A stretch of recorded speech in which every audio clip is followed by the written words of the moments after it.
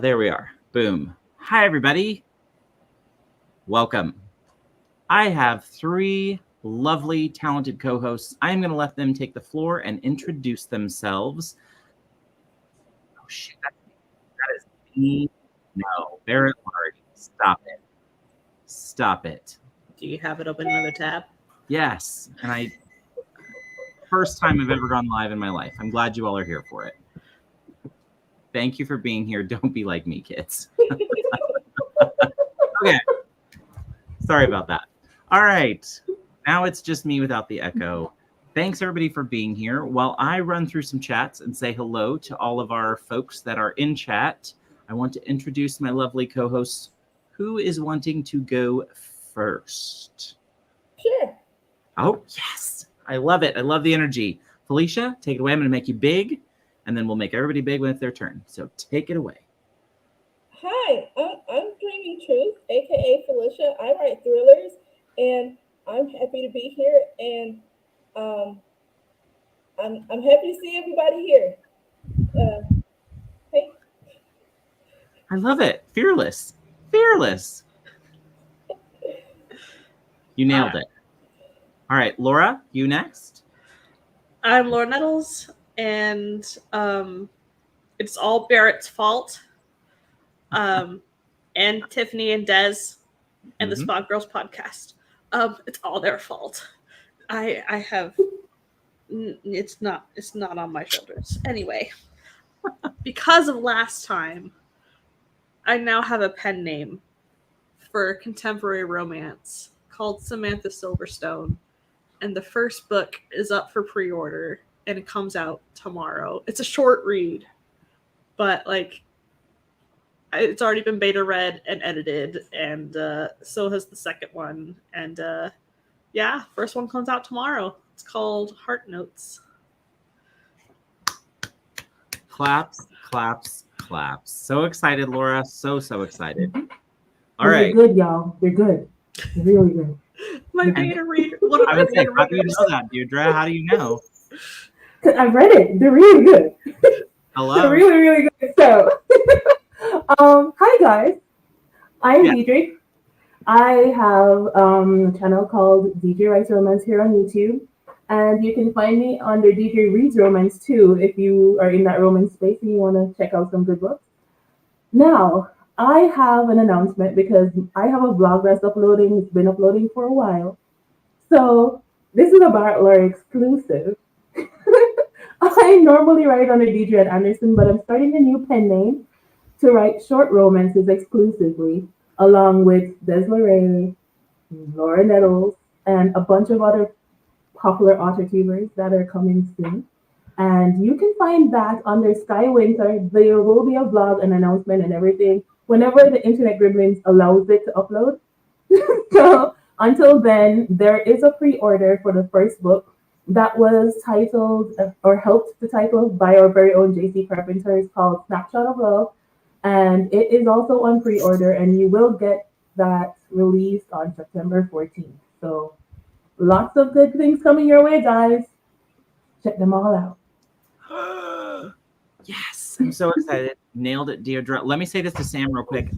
Fail on my part. Sorry, Sam. Sorry, Sam. Sorry, Sam. Did not mean to overlap you. Don't come for me. Don't send Jess for me. I'm scared of you both. So if you're here, go over there, see what's going on. Somebody come back and catch up. I fully sign up later. We're about to go into a sprint in a little bit, so definitely go check that out. Sorry, Sam. I failed you. My bad. All right. Saying hello to all the peeps in chat. Love seeing everybody. Saw somebody back there a minute ago that just had a babe. Hi, Gwenna. Hello. I love you. Big virtual hug, baby. And Eva and JC, Morgan, Tiffany, all the usual suspects. Christian, Anna. Nia, Anna. Ken Cable saying it's always my fault. That's so true. Victoria's here. Hello, Victoria, cool gamer, who is always here. Hello. Hello to all the peeps. All right, let me keep going here. Yes, I'm so sorry, Sam. Sorry. I fail and am not organized and don't do anything right. So yes, go jump around, see all the things. Thanks for sharing this. Eva, you the best. You the best. And miss you. Roy has brought his octopus. Oh, bless Roy. So here is the way I'm going to switch up prompted, because unlike Laura, who managed to go from prompt to published work in 3 weeks, let's be real. My friends told me behind the scenes, you talk too damn much. And so you're going to need to have fewer guests, talk less, work more. So I'm normally going to keep these to 2, but because we have 2 people that are releasing this week, we opened up extra space so everybody can shout out their pieces and we can get sales for people. So excited for folks to do their thing. Loving it, loving it, loving it. So if this is your first time here, here is how we work it. We're going to throw up 4 prompts over 4 different sprints, and you can write to the prompt. If you do, please come up and join us to read your piece to us. We'd love to hear it. Or you're welcome to mail it. That shows my age. What is it called? The Email? kids sliding into the DMs. Oh. Slide into my DMs at Instagram. Or you can email me the story, and we will read it for you if you're feeling the shy. So what do we want to do? Do you want to know the prompt? Oh, wait, I've got one more thing to shout out real quick. One more aspect of these streams that I'm going to try to be highlighting, and kind of been trying to highlight all summer, is like when things are going on in the community, I always like kind of shout it out. We've all been in spots where we've had bad spaces. For the folks in my little immediate orbit, my husband recently has been going through a scary thing at work where we're like, we don't know if he's going to still have his gig in a few weeks, and that's always really scary. But our friend Phylicia is going through that right now. And I was saying backstage, Felicia's a single mama to some kiddos, and she is currently in an unemployed state. 5 kiddos that are all being taken care of by this lady, all right? So she's got a GoFundMe. I'm going to drop the link now. It is also in the description box. I am hoping that if you're able, times are tough for everybody, but if you're able to give, please go to that link that I've just dropped in chat. I will pin it over in the chat, over on the YouTube. Oh, I'm so old, you guys. I will pin it to the chat so you can find it all night, but that is my focus tonight. However, in the description box, I've listed, Des has got some stuff going on still, so I have that GoFundMe listed.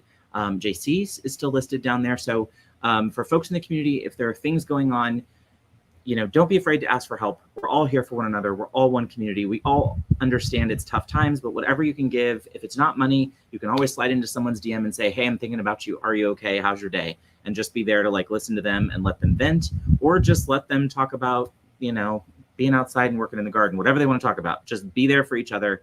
And we're all one community. So the more we can do to support one another, the better. And that is the energy we are here for today and every single day. And spread the word, guys. Yes. Donate, spread the word. We'll be talking this one is funny from Eva because she's mine more nights than you can even imagine. So thank you, friend. That could almost make me teary after the week I've had.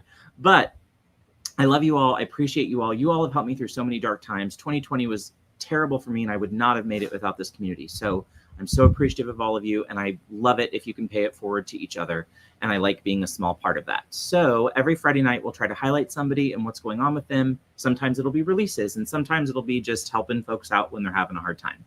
So you'll find that link again in the description box and in chat. We'll be mentioning it off of the sprints. And since I have the lovely and talented Laura Nettles here, I'm going to pull up one of Laura's timers on YouTube. Of course, I had it ready in advance because you guys know me.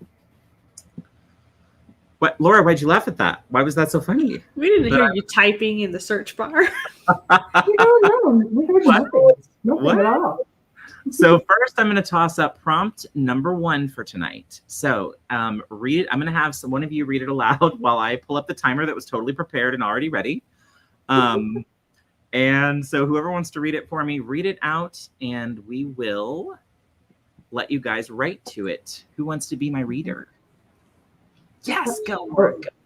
You can get the next one, dear. It's you. Okay. She is so excited to meet his in-laws and discovers that she has dated his sibling. It doesn't end well. But why hasn't his brother said anything? So now you asked me, Phylicia, does it have to be romance? This one I do not think has to be romance. I mean, I think it could be a great one. Eva, bro is dead. The sibling may die. How far do you want to take it? Well, that's what I said. I was like, it definitely does not have to be. See, and I meant to do that, and then I said, "Why has the brother not said anything?" I meant to leave it as they, and I tried to do that as much as possible so you could play with whatever you wanted to play with, everybody. But okay, see, good, y'all doing it. See, okay. I know. I'm sorry. Some of the other ones will be better, Anna. Sorry, I tried to make them more gender fluid, Okay. but I messed this one up. So feel free to adjust it to whatever you want it to You be. can just switch the second brother with sibling. Exactly. The whole vibe is just imagine going to that first meet with the family. You're there at Thanksgiving. You're like feeling the vibes. You're loving your cable sweater. You walk in, you sit down at the table, and you're like, I cannot believe that you and I have danced the uglies together. And my current boyfriend doesn't. Awkward. Right. So what are we feeling? It's 30 minutes or less. First person that shouts out a time, we're going to go with 25. 25? Okay, 25 minutes. We're going to start with 25. We are using Laura's beach timer because I am wishing I was at the beach, and it's the first one that popped up. And it's, of course, the one I had planned in advance all along. So here we go. 25 minutes on the clock. If you want to bop over to the announcement, check it out. But I would absolutely love to hear your stories about she is so excited to meet his in-laws and discovers that she has dated his sibling. It didn't end well, but why hasn't the sibling said anything? Go.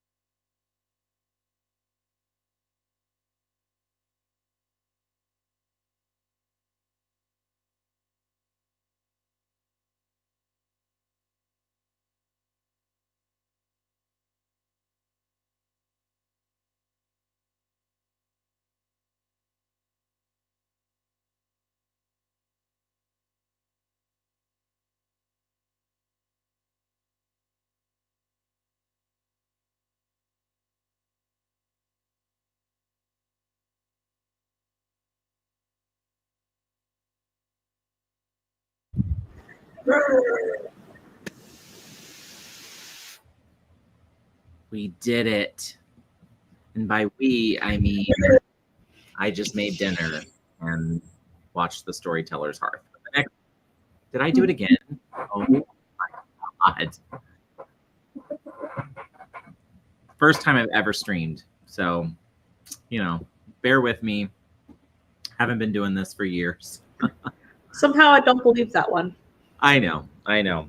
So, okay.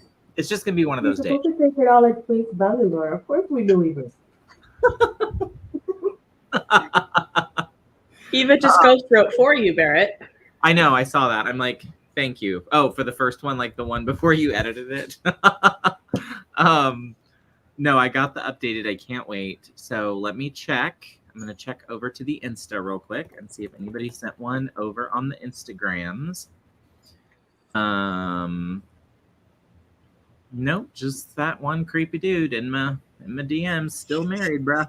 Okay, so if you're not creepy, then please send me your stories on Instagram at Barrett_Laurie. There are 4 prompts tonight, 4 different sprints. We just did the first sprint. I will admit I did not write that time. I was over on Storytellers hearing the announcement because, oops, forgot about that.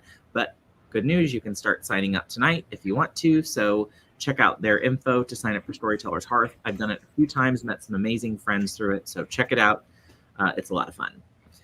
I also, during that sprint, dropped a few links in the chat. One for Laura Nettles for the story releasing tomorrow. So I will be getting that tonight.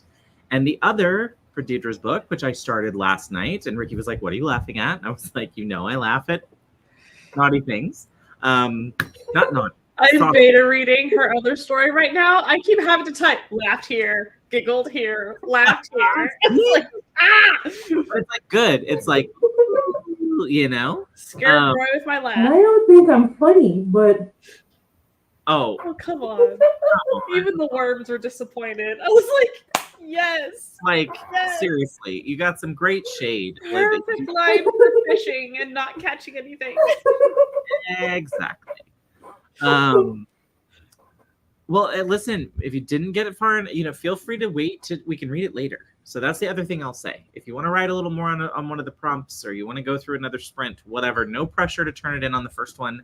I just warn you that I always start with my least favorite first, because I'm probably eating my dinner during the first one. And so I want to write to the second, third, and fourth. So that's just a pro tip going forward. The first one is always the one that I'm like, do you think you're unfunny? I agree. I know. I don't believe that.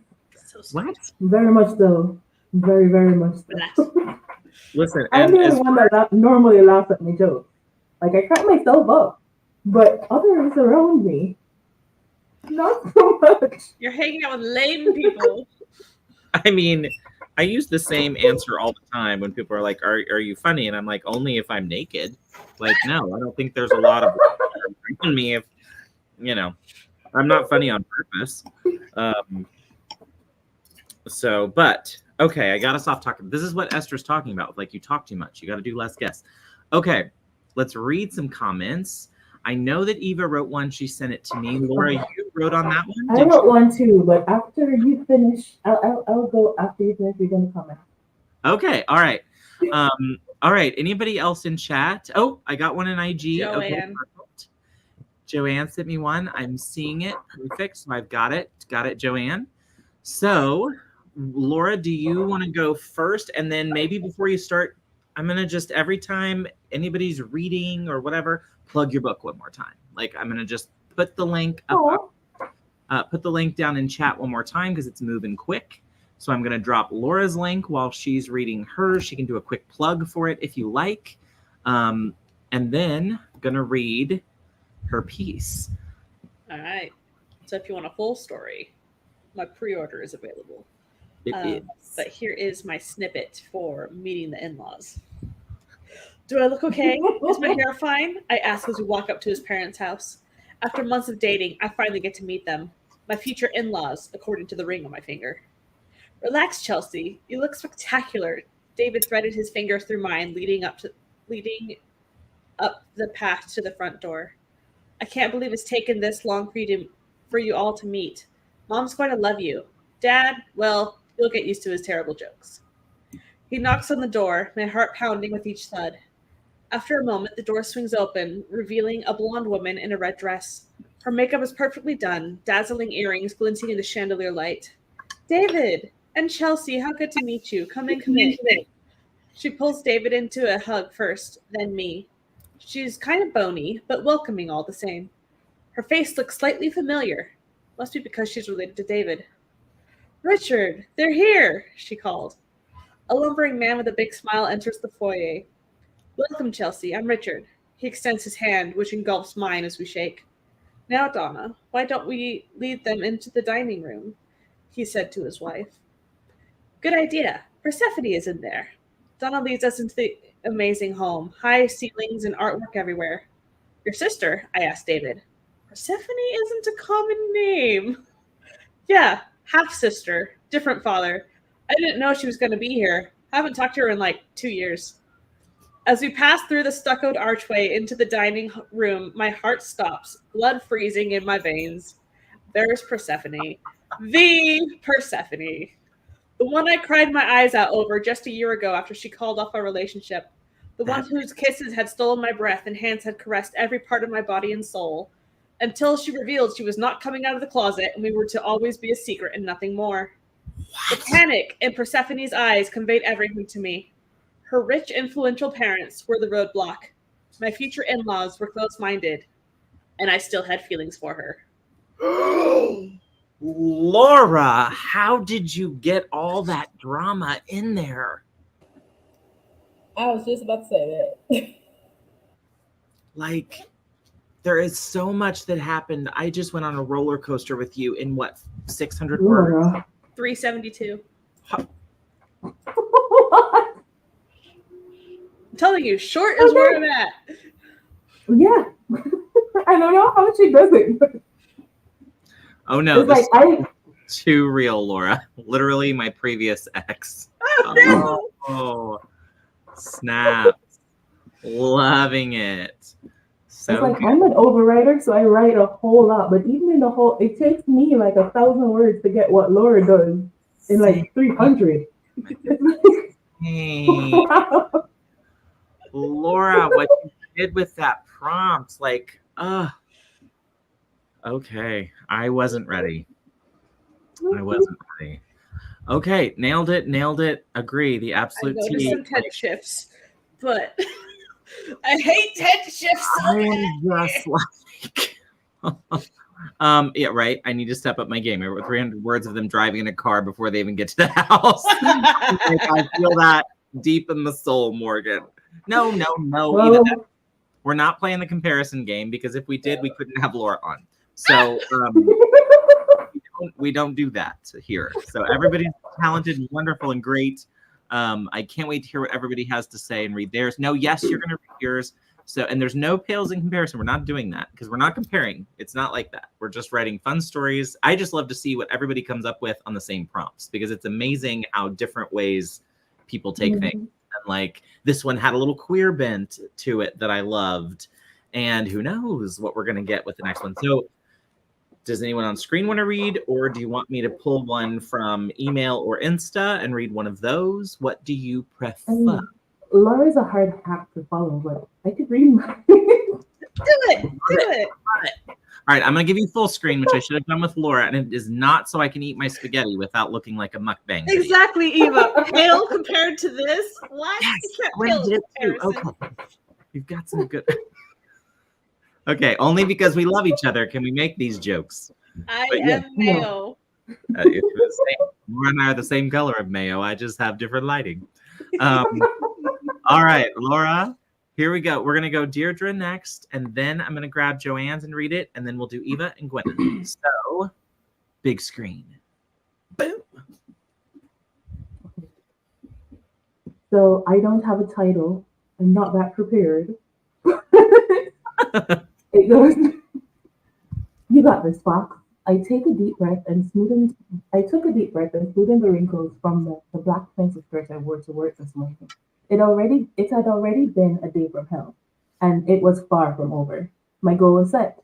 I needed to get through this dinner and impress my boyfriend's family so my relationship could, for once, last longer than 90 days. I thought my ex Jake had been that guy. The idea flashed across my mind. We were pretty close back in the day and had formulated a friends with benefits relationship, and he'd admitted to wanting more just before I decided to move to Seattle for 4 years. I haven't really seen or spoken to him since, but I heard he'd moved on, and I shouldn't really care, right? Because I'm happy, right? Relax, babe. You got this, Scott. My new boo of 84 days says as he brushes a stray hair behind my ear. A stray hair, sorry, my accent behind my ear. I've been in this relationship for 84 freaking days. The longest relationship I've had since Jake.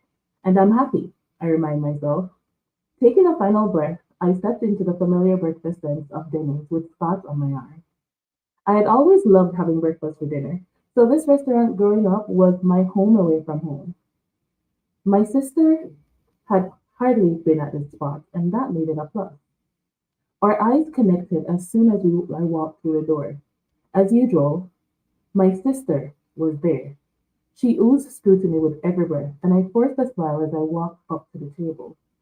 My smile lasted for all of 3 seconds. Her eyes slipped down to a familiar face I had been hoping to see so long ago for a whole different reason. My rationale shattered as my sister slid into the booth beside Jake, then planted a long, wet smack on his lips. I swallowed and took a deep breath as I took my final step.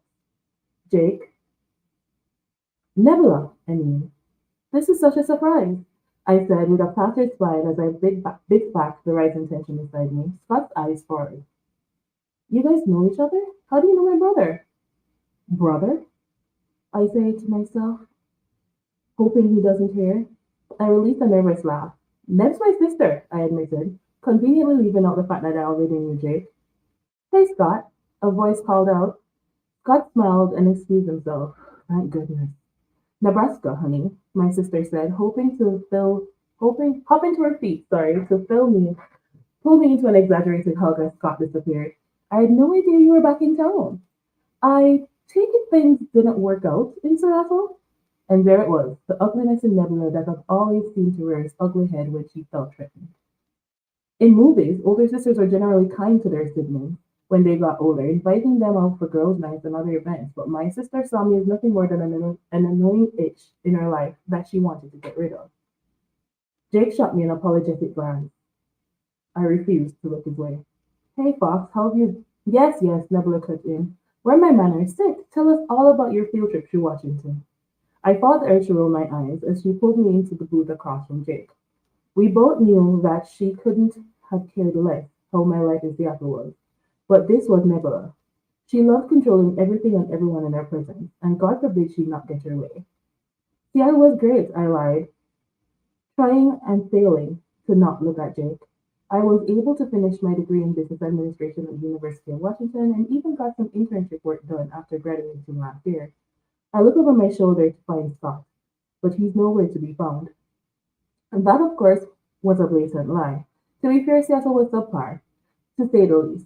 I met amazing friends that I will treasure for a lifetime, but I got fired from the only job I ever landed after graduating and spent most of my final year on my best friend's couch, where I could barely afford to keep up with the bills. And there was no way in hell I was sharing that with Nebula, nor Jake for that matter. Jake's eyes pierced into mine. Again, I looked away. My sister's smile turned into a scowl. I hadn't made anyone in my family aware that I'd even been applying to universities or scholarships, only Jake.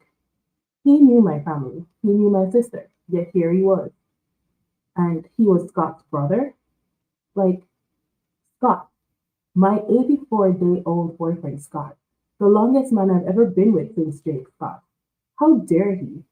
The plan was to make it on my own, without any clout from my family's name. So of course I hadn't brought up my family to Scott. How stupid. That's amazing, Fox, Jake blurted out, conceding to accept the scowl that followed him from Nebula. I knew you would have no problem landing those scholarships when you told me you were leaving. Excuse me? Scott said as he returned to the table, and my face fell. That was it. I can't read my stories like Barrett does with him. That's all I had. You're muted, Barrett. It's not because I was eating spaghetti. Evil sister is right. So, I love it. I love what you did with it. See what I mean? Completely different. Mm-hmm. I mean, yeah, such a great story. I can tell you right to set up for novel length for sure. Agree, which is where I think more from the probably one too. I agree. Okay. Are we ready? Yes.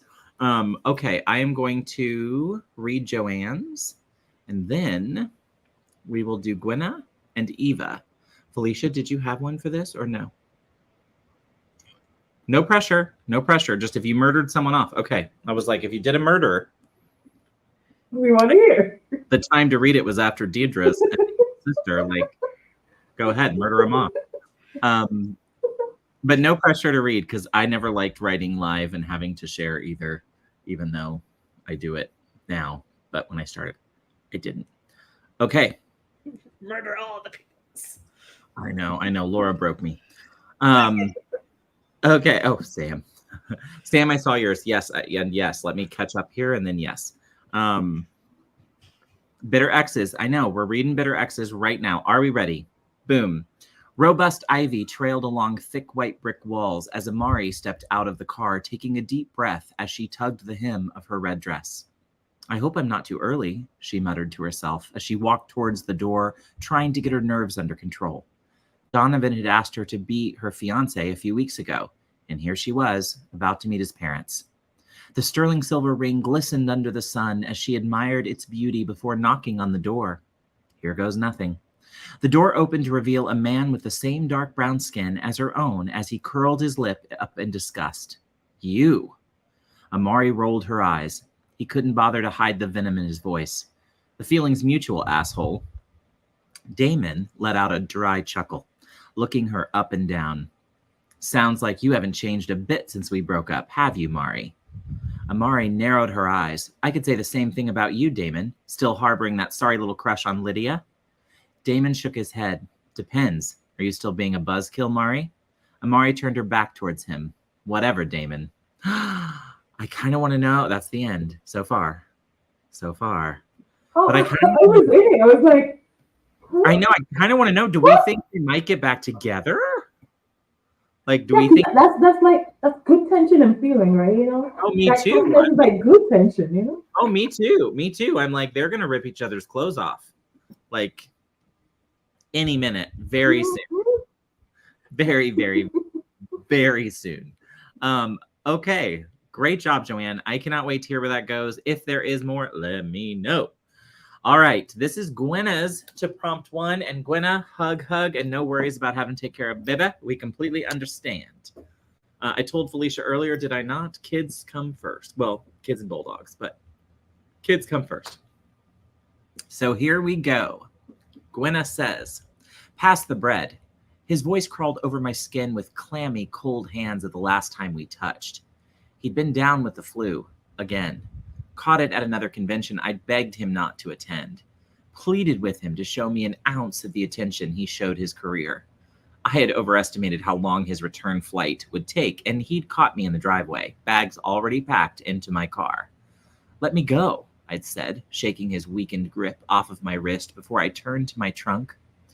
Our life together slammed shut with a thud of dull metal. Tell me how I can fix this. Let me fix this, he begged, following me around the car as I climbed into the driver's seat. My car door damn near clipped him as it closed. I'm not letting you go. I'm never letting you go. He had to yell over the sound of my stereo. Now it was just silverware and his parents' favorite detective show droning in the background from my meet the in-laws dinner. Roast beef and mash with a side of bitter memories. My girlfriend's ongoing story of how our favorite mutual client had played matchmaker 6 months ago was met with the forced smile expected of me, like I wouldn't be breaking it off later tonight. Their parents smiled along, pleased with their children's choice. I passed the bread, meeting his eyes with a mutually dead stare. Now, He showed his plate the attention he could never give me. Oh, Gwenna. Woo! I mean, what do we think's happening there? Like, what do we see happening I in think she wants to be his plate. That's what I think, but I digress. Or his job. Or his job. Yeah, I'm like, I think the job is the issue. We need to get rid of that. When you said convention, my first thought was comic convention. And I was like, oh, for work. Okay. For work. You're like, I get it. Okay, Eva. You're not here we keeping me go. away from Comic-Con. I know, right? I mean, I'm loving it. Gwenna, that's good. I would love to know where that's going. I'm going to say the same thing to Joanne. Like, I kind of want to know where these stories are ending. I'm kind of loving people in chat, giving their vibes, their feels. All right, Eva, here we go. The edited version. The slow flapping of the curtain and the rusty hum from the old box fan orchestrating the flaps were the only sounds in the room. The constant muffled bark of the old dog tied up behind the house echoed through the thin walls into the hot, stuffy living room of Paul and Otis Henderson. 30 minutes ago, I was nervous about meeting them, what with them being Jack's parents and all. We had only been on 3 dates, but they were good ones, and we were moving forward. I dolled myself up nice, wearing my Sunday's best and a bit of perfume on my neck, in case they came in for a hug. 30 minutes ago, I had hoped they'd come in for a hug. Now that I stand there, in the thick air of condemnation, I'm grateful hugging is off the table. Jack cleared his throat. What did I miss? He looked from me to Paul, and then to Otis, and then to Camden, who sat leaned over his knees with an unlit cigarette dancing between his fingers. Nothing, brother. I'm just on my way out. You two have a nice dinner with the parents. He stood up and nodded at his dad's. I'll swing by tomorrow. Jack watched him go, then gave wide eyes to the 2 older men who sat with curious glares set on me. Jack, can we just go? I gave a gentle tug on his arm. Why? He looked from his dad's to me. Do you all know one another already? Yep, we sure do, Otis said. He was the one who knew what I did. I saw him see me. But we can hear her side if she wants to tell it. Paul must know too, of course. Tell what? Camden didn't tell you? I asked, my voice a hoarse whisper as if the volume got wedged in my throat. My stomach twisted. Tell me what? Jack turned his whole body to face me, brow furrowed. I looked at my feet. I'm the one who testified against your brother. Flap, flap, flap. Didn't that curtain bother them? Wait, so you're the... Jack stopped and looked at his dad's. Why didn't Jack tell me? That's the part of the prompt I don't know, I said. The end.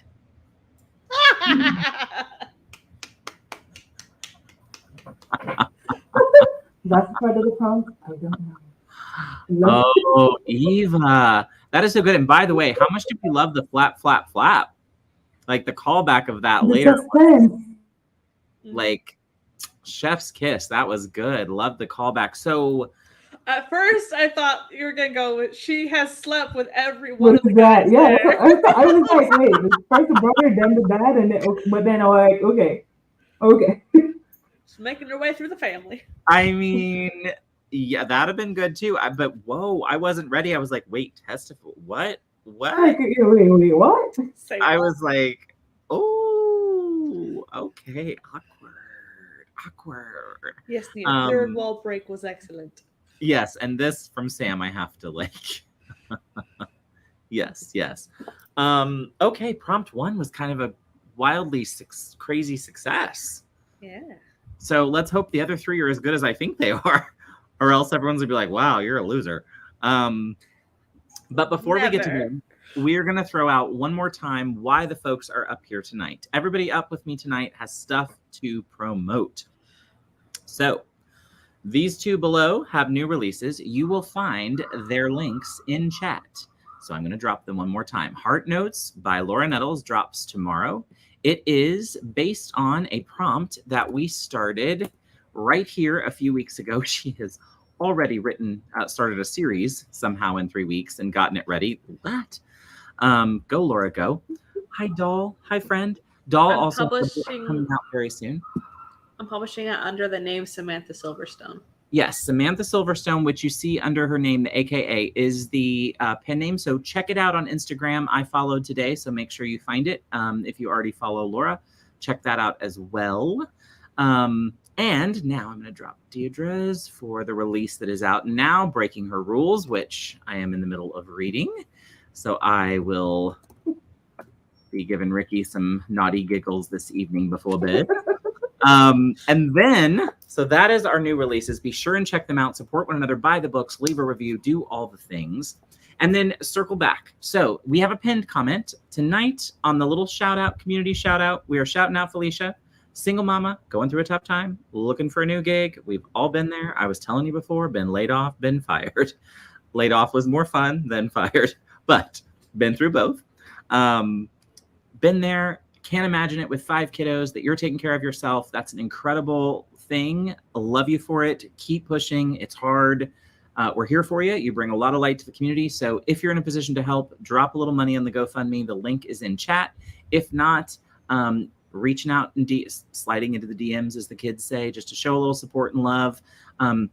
Maybe you work somewhere, like my husband works for a corporate company, and I let her know if there's anything you might want to do with them. We'd be happy to put in a good word. Anything like that helps. Prayers, yes, are appreciated. Whatever you've got, folks, give it. Even if it's just a little bit of love or kindness, we all need it. Pass it along. That's what we're about here, and I appreciate you for doing it. Okay, we did the plugging. Are we ready for the next prompt? Bum, bum, bum. Hit me. Prompt number 2. Her umbrella breaks during a sudden downpour on the way to the job interview of a lifetime, and they offer to share theirs, leading to an unforgettable encounter. I thought it said unforgivable. I was like, oh no. You can do that as well. I mean, you can push her into a puddle if you like. I don't know. I mean, whatever. But the idea is, so take it wherever you want to take it. Her umbrella breaks during a sudden downpour on the way to the job interview of a lifetime, and they offer to share theirs, leading to an unforgettable encounter. And again, if you don't write romance, which has sort of become like an infection in this group, I say to Phylicia, that's a good time to pick them up to kill them, right? Like, it's lots of opportunities for murder and death. Yeah, on the one umbrella, that's a very close encounter.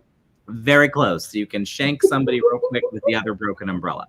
But I want you to surprise me with that death, whatever. I can only send good energies for the time being, hoping things get better for everyone. Thank you, doll. Appreciate it. All the love. Appreciate all of you. 3750. Is this a request for our time? Yeah. Oh, wait. No, I meant 2750. Oh, Oh, dang it. No, that's fine. We'll do 2750. I am going to pick up, though, this round a Desiree timer. Tiffany also has a release that came out recently, so I am going to shout it out too on the next stream. I am waiting on her to shoot me the link. And there's one coming up too. I'm pretty sure it's on Instagram. The second one, she's counting down to the second one. I think it's like in a week or two too. So is it already? Yeah, I saw it on Instagram this morning. Y'all, I'm the worst. Okay. It's in my story. How do y'all do all this? Like, I need it. I need all that energy. All right, this time I'm writing to this one because I had an idea for this one, which is obviously why it's number 2. So I'm going to write a little bit to this one. Eat my sketty. We have 20. 2 weeks. Tiffany's is in 2 weeks. Oh, okay. Peach All right. Ridge one? Yeah, Peach Ridge. Yeah, it's called Speed of My Heart. It's book 2, and it's coming out in 2 weeks. Perfect. All right, we're going to drop the link in the next chat. This is a Desiree timer. If you don't know, Desiree, one half is Tiffany Russ, our own, who we love, and Des from Coffee Reading Writing. Both folks in the circle of trust that are in the group a lot. If you're not on their streams and checking them out, you should be. They are the reason most of us are writing naughty books these days. I don't know how they started it, but they started a little infection, and it's spreading. So, oh, yes, please share all the things, Joanne. So, all right, everybody, here we go. We've got 2750 on the clock. Her umbrella breaks during a sudden downpour on the way to the job interview of a lifetime, and they offer to share theirs, leading to an unforgettable encounter. And go.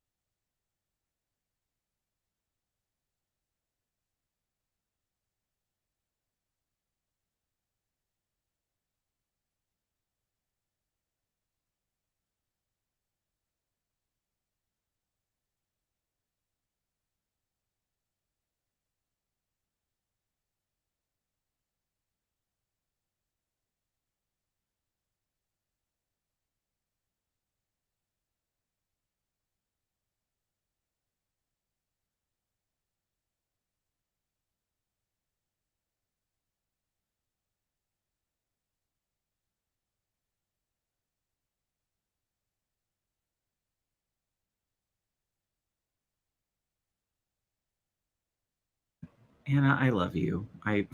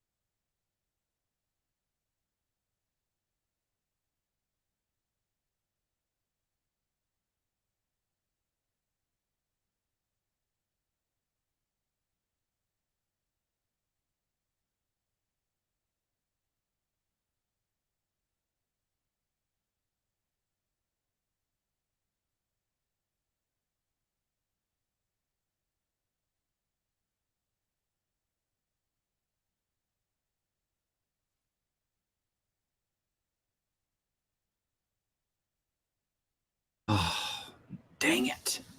I needed a few more minutes. Right. Oh, yes. Right. We have Sam. Hi, Sam. Hi, Sam. The least I could do is bring you on to plug the thing I overran. Are you muted? Oh, we have you muted, friend. I muted myself because I didn't know when I would pop up there, and I had my playlist blaring. So Sorry, I was writing. Yeah, sorry I overdid the Storyteller's Hearth. Welcome, Sam. it's no problem. You're like trying to do this really. It's mine and Jess's fault for not checking / thinking about it. But No, I all didn't. good. You know me. I didn't even stream last week because I had people in town. So, I'm not very organized. Oh, I'm going to give you a chance to intro real quick and tell everybody about the Storyteller's Hearth and what you guys just announced, because, again, I stepped all over it. So for folks who missed it, Sam is here. Tell them about the thing coming. Boom. Hi, I'm Writing Mom Samantha L. Nassett, and on my channel I talk about writer things, parent things, and writer-parent things. I have new sleeves, so I'm just flaring them all over the place. But the Storyteller's Hearth is a channel that Jess and I run, and we use it to organize writing things, including a weekend relay, which we do 3 times a year. It's triannual, and our next one is coming up in October. I've just linked the announcement video, which has the dates, deadlines, and should have the host and co-host availability applications up in the description. If they don't, let me know and I'll go add them. Jess said she was doing that, so I believe she is. She will. Yes. If you have any questions, let me know. But the weekend relay will be starting at 7 p.m. Eastern Daylight, I think, in October, and it will start on a Friday and then go all the way to the Sunday. I don't remember exactly, which I think the 27th. Yes, I wrote it down. So yes. Cool. Yes, the 27th through the 29th of nonstop streams. It's going to be a lot of fun. Yay! Okay, so real quick, I saw in private chat that we had some husbands dare interrupt us. Mine is standing right here, right now, ready to tell me something in a moment. But no shame, because like I said, we do 4 sprints with 4 different prompts, and if you get one in, great. If you don't, no problem. You can write none for all I care. We're just doing it to have all the fun. So some people popped in. Hey, Margaret. Obviously, Sam is here. Hello, welcome. And I saw a few other people pop in. I missed 42 comments while I was writing, so I will scroll back and see if I missed anyone else. But Barrett's husband interrupted me too. My sweet Ricky. But yes, I saw someone ask me, I think it was Joanne, do we want another story? Yes, send it. Send anything you've got to my Instagram, Barrett at Barrett_Laurie, and I will read it. I wrote one this time. Did anybody on screen? I know 2 of you didn't because you had people dare interrupt. But does anybody on screen want to share anything to that prompt besides moi? Sure. I didn't write anything. I won't be writing anything for the prompts today unless I can finish revising this chapter. Yes. I'm on the last page. Do whatever. Do whatever. You wrote one. Laurie just said you wrote one. Yeah. Go. Read it. Yeah. Or you want me to read first? I'll tell you my mess up in my story already. I did not realize until I just checked. My character is interviewing for a job at FDIC, which used to have an office in St. Louis until COVID. So I set my story in St. Louis only to find they closed that one, and now the Kansas City office is there. So for any other banking, They pretend. Yeah, I know, right? It's like when I'm reading it, I'll just say Kansas City. Okay. We can improv a story if anybody wants. Yeah. I mean, all the things are well. So, Laura, if you want to go first, you can. If not, I'll read one. Okay. All right, Laura, I'm going to make you big. This one is longer. It's $6.94. No, whatever shall we do? Yeah. Be my hostage. The torrential downpour is deafening on my umbrella, the incessant splattering of fat raindrops drowning out even the sound of New York traffic. My pristine handmade dress is starting to wilt as the humidity gets through the starch collar and pleats of the skirt. I peer through the rain, praying the historical building of the fashion giant Walkers and Sons would come into view faster. Snap! I gasp as ice water drenches me, useless umbrella bent in half from weather alone. I look down, rivers running down my face, streaming off my previously powdered nose as I take in the ruined state of my dry clean only dress. The salt of my tears tint the rain. Can I even go into the interview looking like this? Should I just go back to the hotel and fly home tomorrow? The torrent stops soaking me and I look up, straight into the big brown eyes with the longest lashes I've ever seen on a man. He's holding his umbrella over both of us. Are you okay? He asks.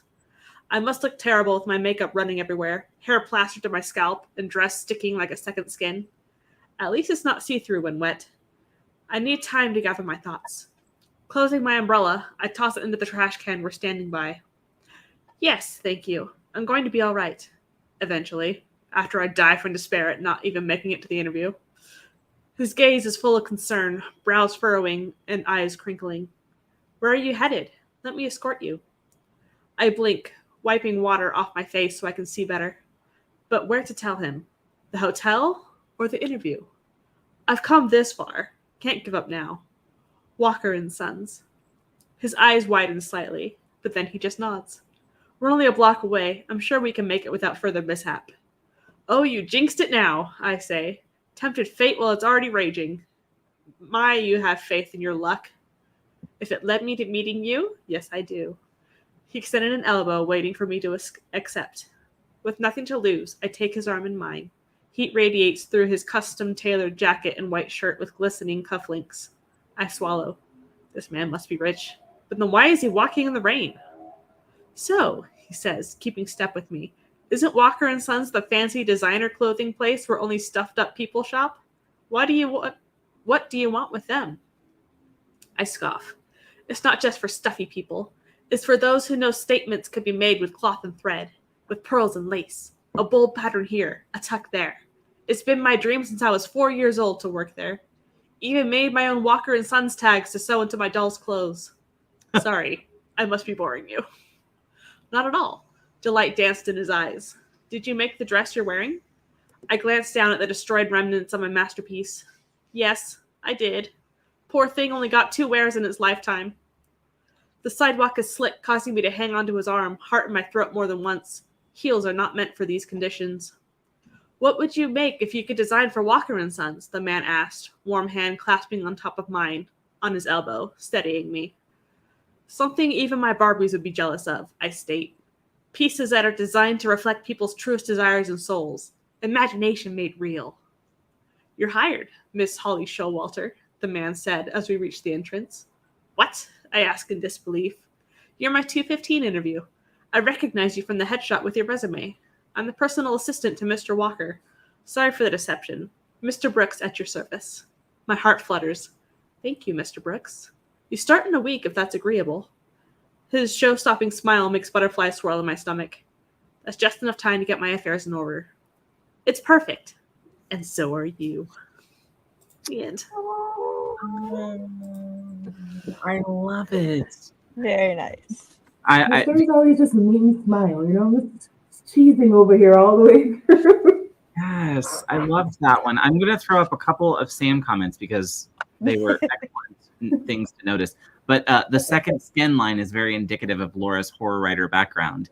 He could have just as easily been a soul-eating demon, just saying. But I loved this, where she said, he totally is the owner or something. Like, that would have been a great... I almost made him the owner, but she would have recognized him from all the press pieces. Yeah. Oh, yeah. Or maybe That's like fine. a son or something, or the next generation, maybe. The personal assistant fits under my or something. Yeah. Mm-hmm. Yeah, same. Or the owner's son. He could still Yes, be a Eva, he full-time could. demon. Yeah, well, true. You ain't wrong.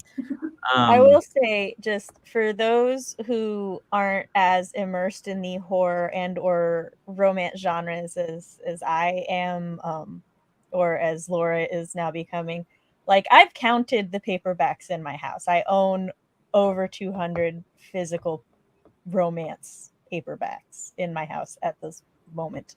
And that's That's not everything I've read. That's just what I own. Right. And I have loved horror ever since I was like I grew up watching the black and white ones with my grandfather, and then I watched the more modern horror with my dad. Like I saw most of the Underworld series in theaters with my dad at like 13 plus. Ooh, And older. Like 13. I was you're like, a wee bit older than me, Barrett. I was Just a like, wee bit. "Ooh, that hurt." Go ahead.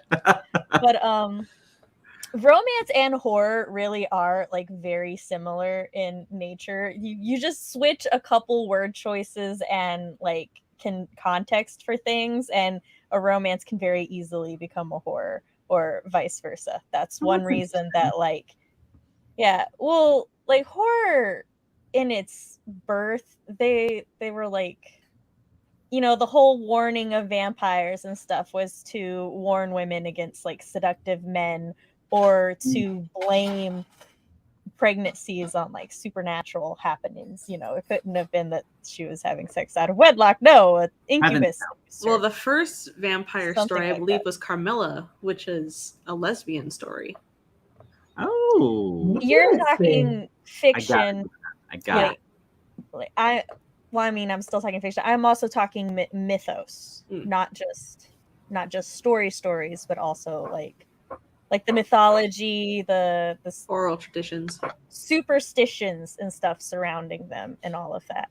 So yeah, Interesting. I had a different I love that. thing, and then I went off on that. But yeah, so then like listening to Laura, who is a very skilled and experienced. So I have a migraine right now, so my brain is not wanting to function. Who's a very experienced horror writer, and she's like coming into the romance genre, but she's bringing that horror. So the way she like describes her when she's like, "Oh, I must look terrible right now," and you know, in a romance, not in a traditional romance novel, that's just like that's a very not cliche, because cliche means overused, but it's a very common, it's a very tropey scene where it's like, oh yeah, her makeup's running down her like hair is messy and clinging to her, and her clothes are sopped through, right? But then Laura goes, and her clothes are like a second skin, and I'm like, Second skin.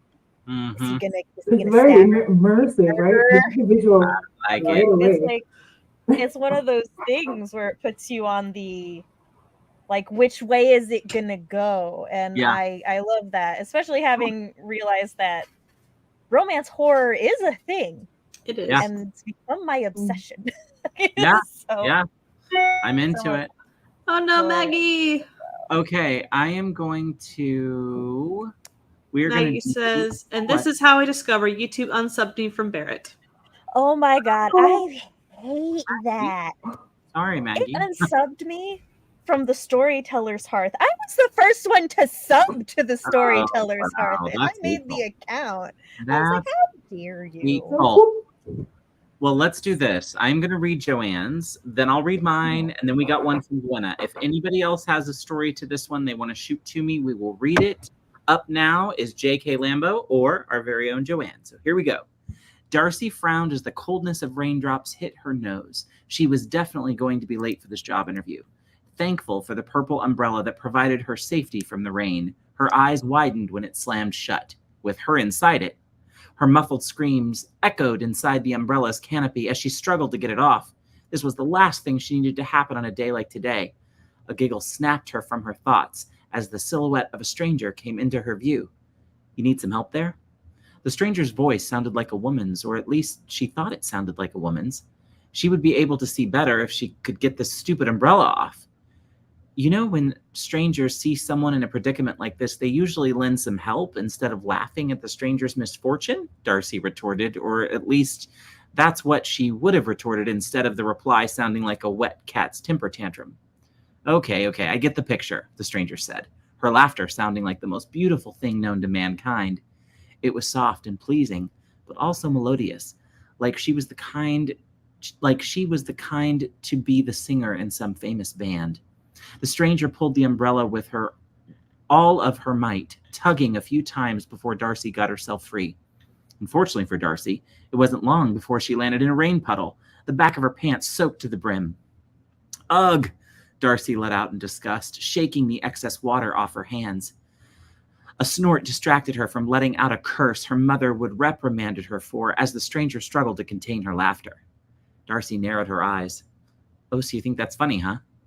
Tiwa waved a hand in front of her. No. Please continue. Darcy let out an annoyed huff. Oh, yeah? Well, how is this for funny? She pulled the stranger's hand towards her before the stranger came flying on top of her, getting some of the rainwater on her. The stranger let out a surprised, hey, as her head landed on Darcy's chest. She pushed herself off of Darcy before realizing her mistake. Sorry.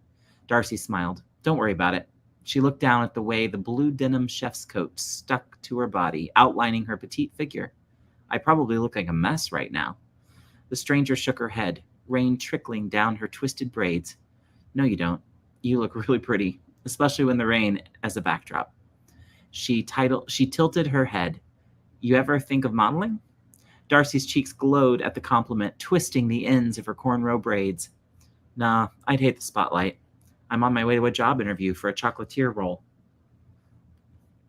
And scene. Joanne, I love it. I liked it. Snaps. It's cute. Chops. I am going to mute myself for 1 second. You guys talk amongst yourselves. Let me see what my husband... So, I did apologize. that Y'all story, hear me Joanne. touching the mic. you guys hear about Barrett? I hear he's pretty cool. Is that what you heard?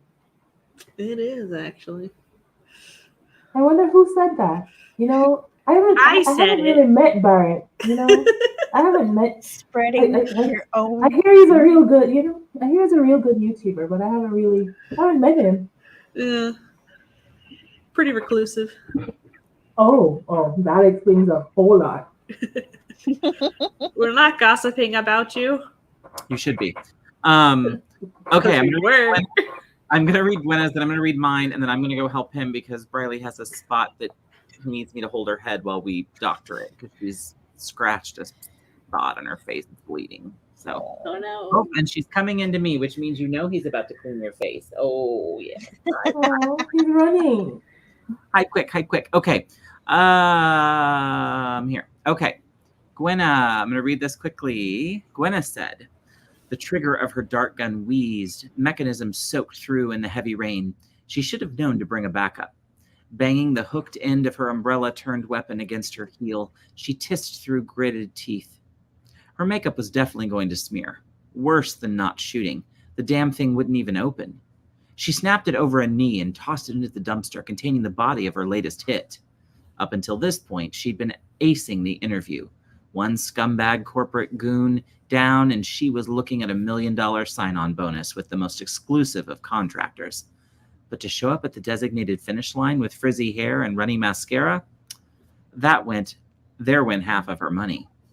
Her watch beeped, barely audible over the rush of nearby cars on the wet pavement. Time to get moving. Checking her clothes for any last remnants of the target and finding none, she slipped from the darkened alley through a backroom bar heavy with cigar smoke and out the lobby before anyone could tell she wasn't a guest. The finish line was just across the street, not 2 blocks away. She could already taste the victory of her celebratory glass of Bordeaux. Heading to the chateau? A voice behind her asked, and she looked over her shoulder to find a silver fox with hair more salt than pepper. His umbrella reached out over her head, and she found herself returning his charming smile as she sunk closer to his frame.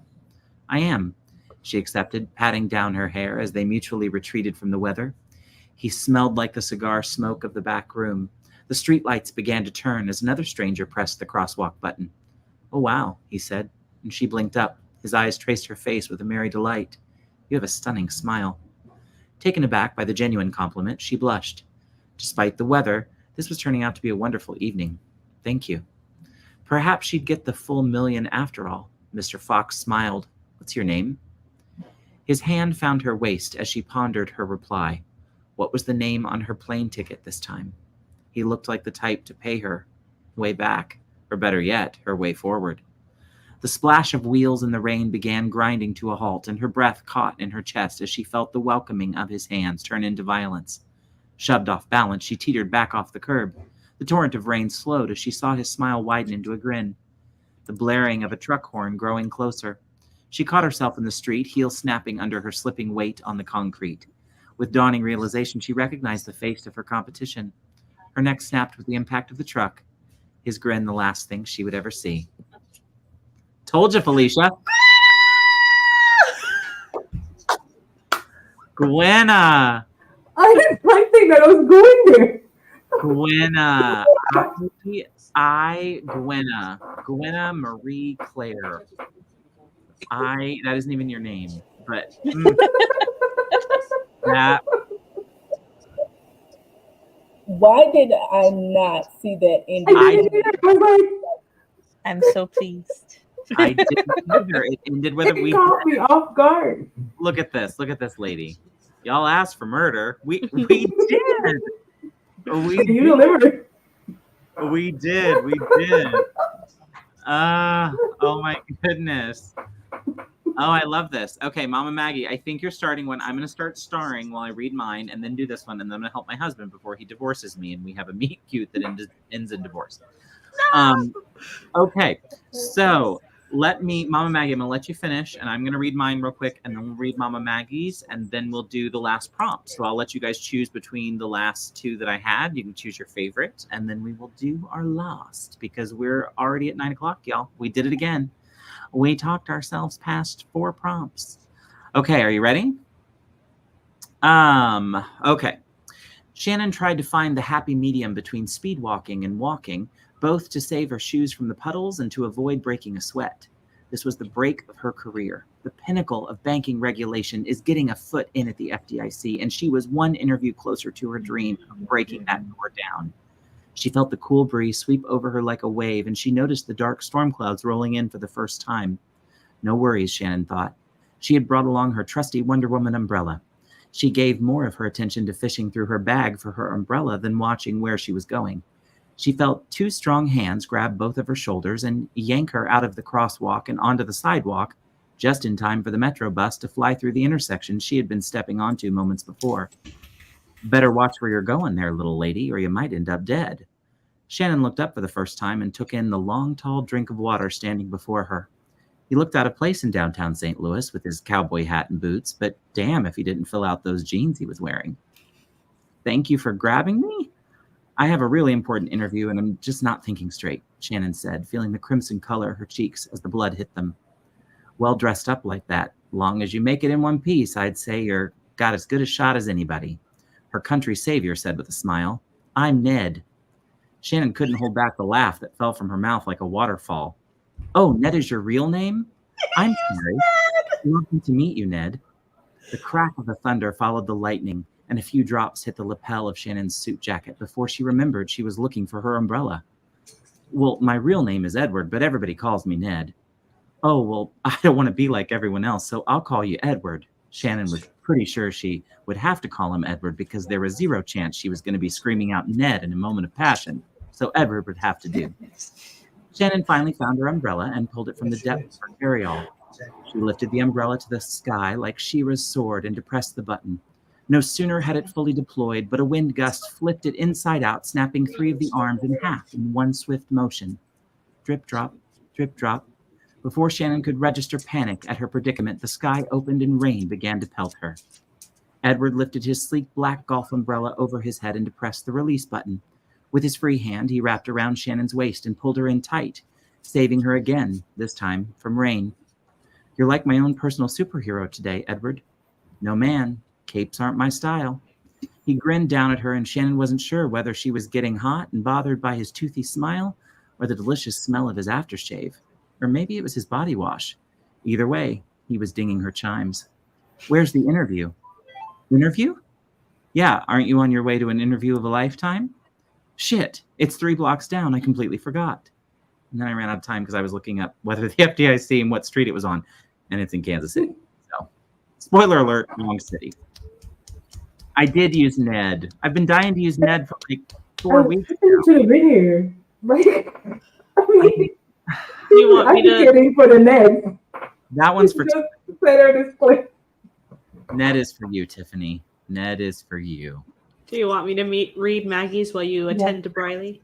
Oh, would you I please? pasted it in private chat where the whole thing is there in one. Oh yay! So that Barrett can go. Yes, I'll be right back. You want your relationship to survive. All right. Standing under the edge of an overhang with an umbrella inverted, she clutched her trench coat tighter. The wind of the hurricane funneled between the New York skyscrapers like a wind tunnel. She had no chance of making it any further. Looking up in terror, she watched in terror as the fabric tore off. Her broken umbrella tried to pull away. The wrist strap pulled painfully. Dragging her down the sidewalk, she screamed. Was head pastry chef or of Tavern of the Green worth her life? Arms like steel, cold metal slid along her wrist. A flick, and she was free. Looking up, she gasped, "James? But you're dead!" "I'm James's cousin, Jake." She didn't believe him. She'd know those eyes anywhere. He was a killer. Assassins killed him and almost took her with him. But he was here now, so she kissed him. Vagrancy 3 weeks ICQs, but prioritize murders. Oh, Maggie. That was so cute. What? Yeah. The story. Barrett. I'm here for it.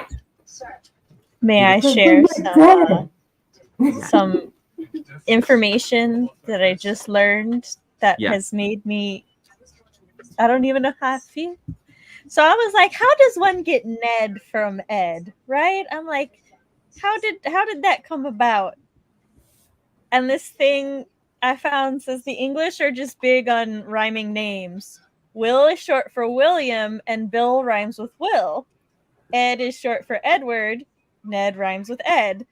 Rob is short for Robert. Bob rhymes with Rob. And I'm like,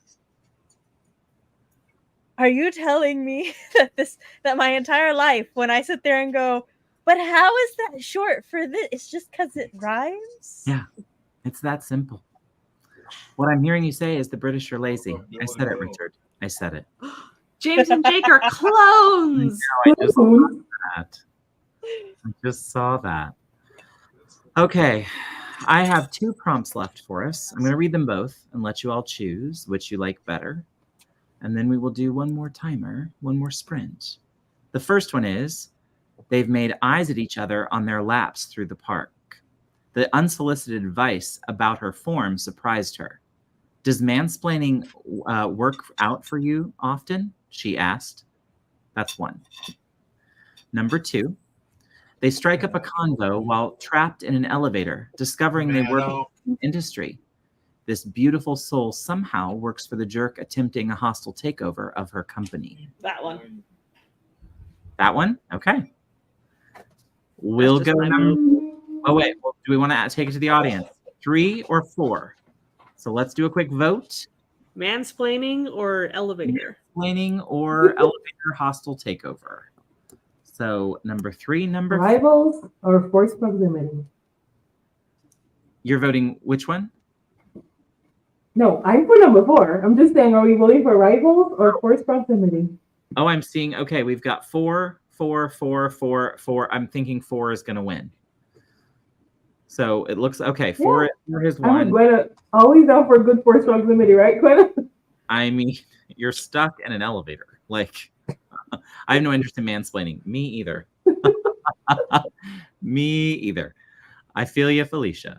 All right, then we're going to go number 4. 4 wins. Nia and I have lost. So, number 4.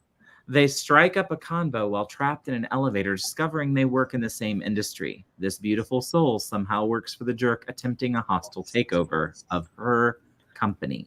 Let me pull up a timer. And then the elevator's line snaps and they fall to their deaths. I mean, you saw what Laura or Gwenna did, so there are no rules here. What do we want to I feel the need to... my sister has an engineering degree and has reassured my children that the way that elevators are designed, even if they snap because of the weight and pulley system, they will not fall. Oh, okay. They Well, just that get works. stuck in place. Well, there went that unnatural fear I had. Well, the Tower of Terror is a lie. I know the The Tower of Terror is well, Tower- it kind of is a lie, but also powered by supernatural forces, so it's a little outside the the basics. yeah, So- the realms of physics. Let's choose a time for the sprint. What do we want? Anything under 40 minutes. What do you Oh, feel because I was about to say 45. No, I mean I have a 45-minute On the timer. So three. if we want to do 45, we can. But the soul works for 40, the 45. 30, 30. Morgan, 5 minutes. I know. She said 5 minutes. Thanks, Morgan. Okay, do we want to do 37, 37? Sure. That's Sure. the first thing I saw. Eva said 14 minutes. Y'all are killing me. I got to walk a very slow dog and hopefully right to this one. Oh, then do the 45 to give yourself enough time. Yeah, just I'm do gonna the 45. Since you have stuff to do. I'll do 42 and then I should be able to walk her and still write.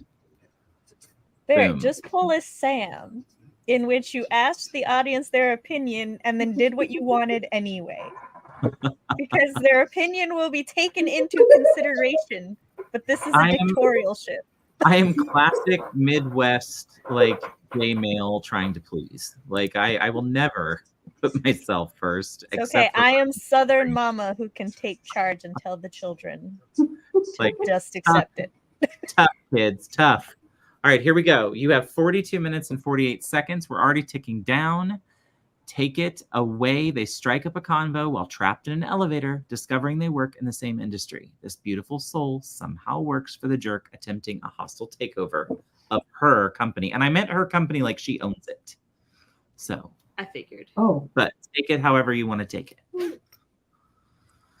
All right. Oh, See you could on make the him a mansplainer trying to take over her company. Felicia's cringing. Exactly. You just can't see it because the banner's up. But there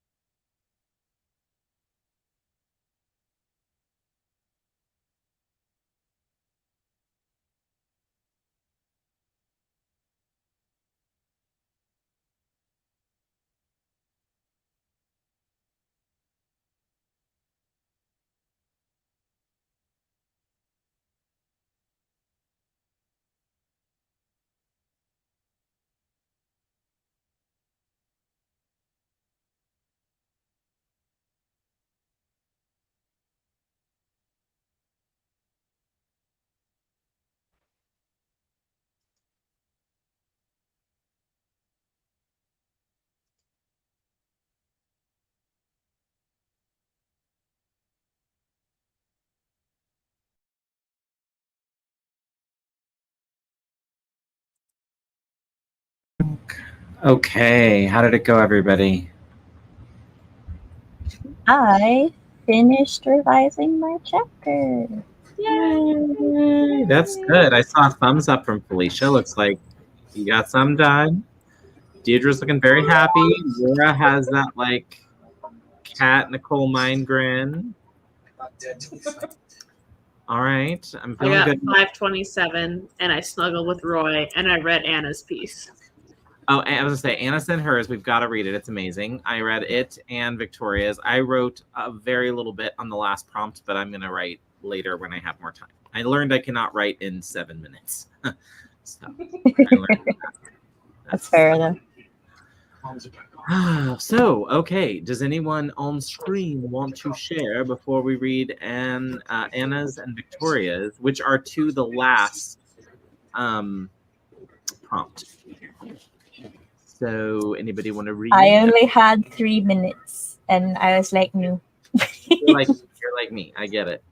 I have. Felicia? I'd like to read last because I'm still trying to finish a paragraph. So if I could read last. Read last. Okay. Laura's always I ready can. I am always ready to improv if I need to. Okay. Like I said, I know Laura, you wrote how many need words you want to 5 read, minutes. and then So we if can you do want to read Sam. it first, and then I can jump over. I need like 5 minutes, and then I can. Okay. Cool. Mine's not done, but whatever. What else? What ifs? Okay. Take it, Laura, and then if Sam wants to do an improv, do an improv. There are no rules here. Then Deirdre will be ready. I have 2 to read. One of them gave me shookeths, so I can't wait to read it. Anna? Okay, everybody, go, go, go. All right. Cindy sighed as she got on an empty elevator on the 52nd floor. This was going to be a long ride from the penthouse office of Springer Associates, where they had just backed her into a corner, presenting a proposal to buy her company out from under her. Stupid rich fat cats, she hissed, praying no one else would get on the elevator. Ding! Of course, the doors opened only 2 floors down. In walked a handsome man in corporate tailored suit to snatch his waist. His black hair was longer on top and shorter on the sides, looking soft and perfect for pulling in a fit of passion. How long has it been? Snap out of it! He tapped away on his phone, not even looking up as he got on. Ping! Cindy pulled out her own phone, an email having just arrived. It read, Cindy Eisenhower, I have found your sex tapes from your days as an underground porn artist. If you wish to keep them out of the public eye, I suggest you sign the contract to sell your business. No. Heat rose up Cindy. She was sure she was flushing from the chest up. How on earth did they find those? And how dare they use them as blackmail? In a fury, she typed her response. I don't know who you are, but you better have good security, because I'm going to find out and destroy those tapes myself. She hit send in an angry stab of her thumb. Ping! The man in the elevator with her looked to his phone again and started typing before sliding his phone back in his pocket. His grin was breathtaking, showing perfect white teeth, eyes of deep blue. Ping! She cursed as her phone vibrated again. An emailed response already. Miss Eisenhower, well, I would find a game of cat and mouse most amusing with you. I doubt you'll be able to coerce the backup locations from me. The insolence! She typed a reply and hit send once more. Ping! The man pulled out his phone, read something, and started typing. Wait, was he the man she was emailing? She looked to the floors left to go. They were on the 21st. He put his phone away. Ping! Another email response. She hit the emergency stop button. You! She screamed at the handsome devil in the elevator with her. You're the one! He looked at her with wide eyes in shock. Shit. Cindy stalked towards him, pinning him with an arm on each side. Sure, he was larger and more muscular, but she was pissed. You will hand over those tapes. She looked to his key card hanging out of his pocket. Spencer Howard, or else you will face the fury of a former porn star. I have contacts and rings you would quake at knowing. You don't understand, he said, raising his hands. It's just a job. Do I need to seduce them from you? Do you have a favorite move of mine you would like to see performed live? A fantasy you've hidden from your girlfriend? Try me, she hissed. That's all I got. That's all you got? That's all. Maybe you that's got? all. You know, ain't no thing but a chicken. You wing. guys, the twists on these prompts, like no words. I did not see hostile takeover via blackmail. That was a shocker. And the ex porn star, some of those lines, pure gold, Laura, pure gold. That was fun. Oh, I see little people. Hi, little people.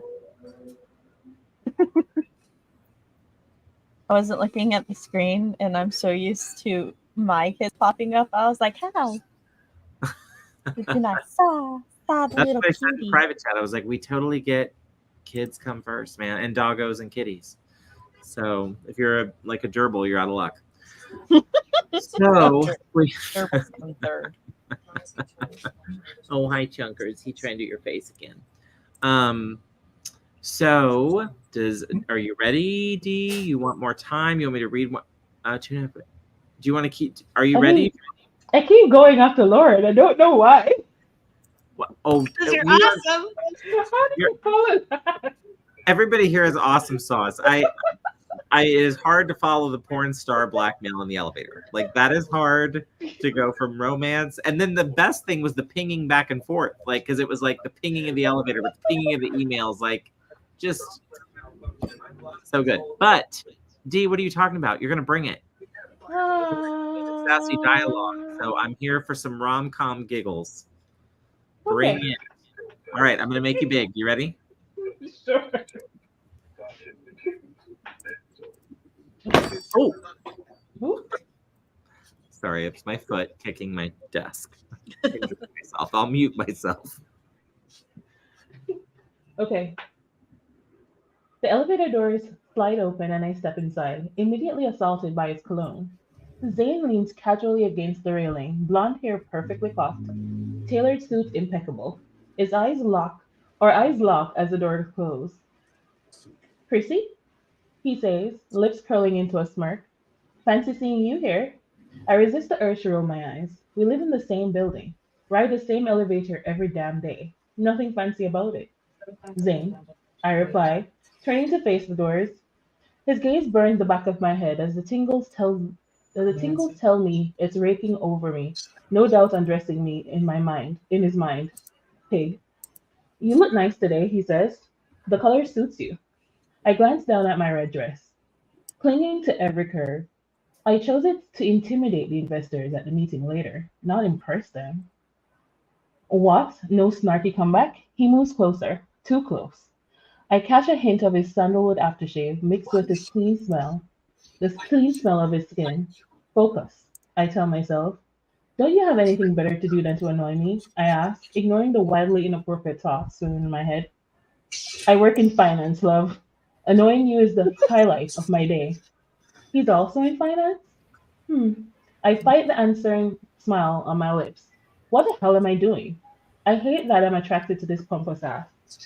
That his teasing sets me aflame in every way no other man's flattery does. I glance up at the illuminating numbers. 6 more floors. Just 6 more. Oh no. Not now. No. The elevator shudders to a stop. Zane reaches out to steady me, hands firm on my waist. Our eyes lock again and the air shifts, charging from the combination of his hand on my waist and those arrogant blue-green eyes. Heat pools low in my gut. Maybe. Just no, no. The door slide open, the spell breaks, I step away, cheeks burning. Without looking back, I hurry to my meeting, his touch still burning my skin. The complicated attraction between us still lingers, every single day. Every single day. No matter how hard I try to avoid it. When I get to my office, the memory of Zane's scent and warmth against my skin is still seared into my mind. I shake my head to clear my mind. I shake my head, sorry, and take a seat at the table as the new potential owners and their team take their places. There is no scenario in which this merger goes through. This is my chance to prove to my father and his era of business that I can hold my own, and I'm not allowing it to slip through my hands. Right, let's begin, shall we? I say, standing when the last seat is taken. We just need to wait on my. Someone clears their throat, accent again, gliding in on a cloud. This is my son. We've met, Zane speaks out. She's the woman I've been seeing. The one I've been telling you about? That's where I stopped. Love it. What's gonna happen? It doesn't have the pizzazz, you know? doesn't have the blackmail This and is the black and the man. sex tape. It's all Sex good. tape I wasn't ready. Both can be easily put in there, but I enjoyed it. You were doing the same thing I would have done, which was like setting up the whole story. Laura has that magic of telling a whole story in like 700 And words. like, yeah. That's like a gift. I was like setting up how they knew each other and like how's the business, and she's like, nope, blackmail, sex tapes, boom, hey. And I'm like, I mean, I was even setting up like a cute little Desiree. You I know, a was like, little build up. words, Like, yeah. boom. You grabs your So, attention though. You grab your attention real fast. yeah, and I agree with Anna. Yours has daddy issues. Yes, that was distinctly missing from Laura's. So. Yeah. Okay. Yeah, although that would have made it a different story too. So I'm glad we stayed away from that. No, I loved it. So what's going to happen? Like, if you were to keep writing, what would you, like, how would they find out? Well, it's leading to a fake dating situation because he already told them that she's his woman. So, but we'll see. Oh, you might I'm keep. not as fast as Laura, you know. So I just put None of them us down are. in a None of little us are. folder. She's written 2 stories tonight that'll probably turn into like stories in a series. Meanwhile, at the end of this month, I hope to have 1 done for Morgan to edit, Deirdre to make me a cover, like to release in January. When I've written enough, hi little people. Laura has the experience and the practice behind her. Well, it's true. Hi little dudes. Hi. Oh, everybody's tired. Everybody's like, oh, it's bedtime. Listen, I feel y'all. It's normally my bedtime, but Friday nights I get wild. I get wild for a good prompt. Laura, are both of these stories are okay for little ears to hear, right? I read Anna's is. That's what I thought. I read Anna's. I didn't read yours, Victoria, but I'm gonna assume it's fine based on past precedent. Victoria, let us know now. Yeah, I was like, if not, let me know. Because I'm gonna read it. Why is this happening? Okay, did I? Yes, okay. Are we ready? Well, bye. Okay. Here we go. The rain isn't ideal. Arthur has to admit. It's just that the downpour is sudden and heavy, and within moments has soaked through the heavy fabric of his coat and the ruined material of his umbrella. He feels rivulets of water running down the inseams of his trousers, pooling at the bottom of his shoes, and while he's never minded a little discomfort, he does mind the fact that in the torrential downpour, he can barely see 2 feet in front of him, and that is a problem he hasn't anticipated. He could kick himself for the lack of foresight. His rifle feels heavy in its bag all of a sudden, cutting into his shoulder with renewed weight, like it too knows how close he's getting to failure. It's not an option, he knows. But the harder it rains, the closer he comes to considering its outcome. And that, well, he shakes his head slightly, wet hair slopping out of his eyes, and forces his concentration back to the moment at hand. He needs to think. That's all. Reprioritize. If he can't get her from afar, he'll just have to move in closer. And while that's not his specialty, he's fairly confident he can make it work. Well, this is a surprise. He freezes where he stands, feels the rain dripping from elbows to fingers, and wishes it was heavy enough to hide him from the view entirely. What are you doing here? He asks, voice pitched just loud enough that it can be heard above the wind. The man appears at his elbow, and from beneath his umbrella, Arthur can make out the familiar curve of his jaw. The corner of his mouth cocked into an unamused sort of half smile, with Arthur has to physically hold himself back from punching. He doesn't have time for this. I was just going to ask you the same thing. The man's voice is a familiar, silky smooth, and drawn out into just of a drawl that Arthur couldn't possibly mistake it for pleasant conversation. Anyway, he knows better.